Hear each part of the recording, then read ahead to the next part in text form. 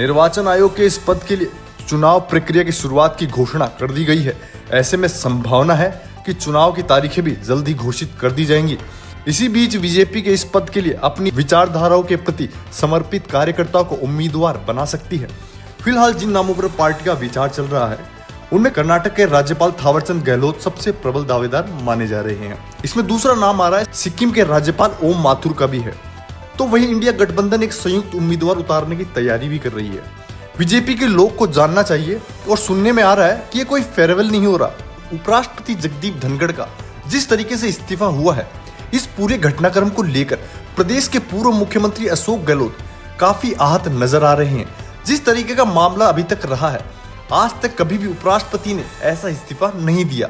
देखिए, पूरा देश चौंक गया है। ये चौंकाने वाली घटना है। उपराष्ट्रपति का इस्तीफा आज तक इतिहास में नहीं हुआ है और अचानक एक दिन उपराष्ट्रपति का इस्तीफा आ जाता है। बीएससी की मीटिंग हो गई, आगे के प्रोग्राम के लिए इस्तीफा अचानक आ गया, तो ये बड़ी ही चौंकाने वाली घटना थी।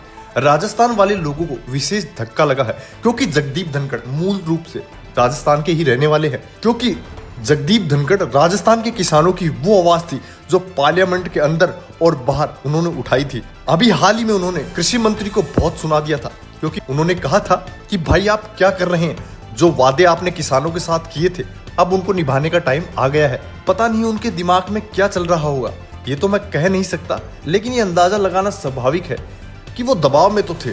स्पीकर और लोकसभा और ये राज्यसभा चेयरमैन, ये मैंने 10 दिन पहले ही कहा था। मुझे लगता है कि दोनों ही दबाव में काम कर रहे हैं, लेकिन आपसे निश्चित तौर पर उन्होंने इस बात को नकारा भी है कि ऐसा कोई दबाव का मसला नहीं है।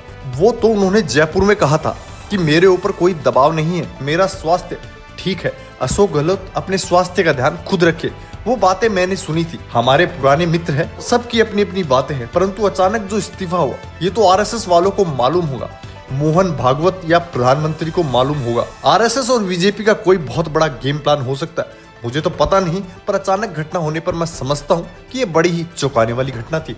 आपने कहा प्रधानमंत्री को जो चाहिए वो मनाए, कोशिश करे कि इस्तीफे को वापस ले। ये हमारी पार्टी का स्टैंड जो मैंने बताया था वही आपको बता दे कि भले ही एनडीए के पास बहुमत है, फिर भी विपक्ष मानता है कि मुकाबला पूरी तरीके से एक तरफा नहीं होगा, उसे चुनाव से पीछे हटना नहीं चाहिए। तो वहीं आयोग ने इस पद के लिए निर्वाचक मंडल, रिटर्निंग ऑफिसर और अन्य जरूरी चीजों को अंतिम रूप देना शुरू कर दिया है। आयोग की तैयारियों के बीच बीजेपी की कोशिश होगी कि इस पद का उम्मीदवार किसी अन्य सहयोगी को बनाने की जगह अपने उम्मीदवार का नाम तय करे और उसके नाम पर सहयोगी दलों को राजी करे।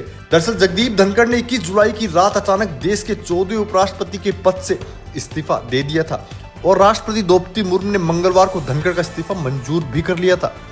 74 साल के धनखड़ का कार्यकाल 10 अगस्त 2027 तक था। अब चुनाव के नतीजे इस पर भी निर्भर करेंगे कि किस पक्ष के पास कितना बहुमत है। बता दें कि लोकसभा में कुल 542 सदस्यों में एनडीए के पास 293 और इंडिया गठबंधन के पास 234 सदस्य हैं। राज्यसभा में 240 सदस्यों की प्रभावी संख्या में से एनडीए को करीब 130 और इंडिया गठबंधन को मात्र 79 सांसदों का समर्थन है। कुल मिलाकर एनडीए के पास 423 और इंडिया गठबंधन के पास 313 सांसदों का समर्थन है। शेष सदस्य किसी भी खेमे से जुड़े हुए नहीं है। ऐसे में थावर गहलोत का नाम सबसे आगे चल रहा है। 77 वर्षीय गहलोत राज्यसभा में सदन के नेता रह चुके हैं, साथ ही केंद्रीय मंत्री का भी पद संभाल चुके हैं। बीजेपी में सर्वोच्च नीति निर्धारक इकाई पार्लियामेंट बोर्ड के भी सदस्य रहे। आपको इसके बारे में क्या लगता है हमें कमेंट करके जरूर बताएं। अगर आपको ये जानकारी अच्छी लगी तो चैनल को लाइक सब्सक्राइब जरूर करें।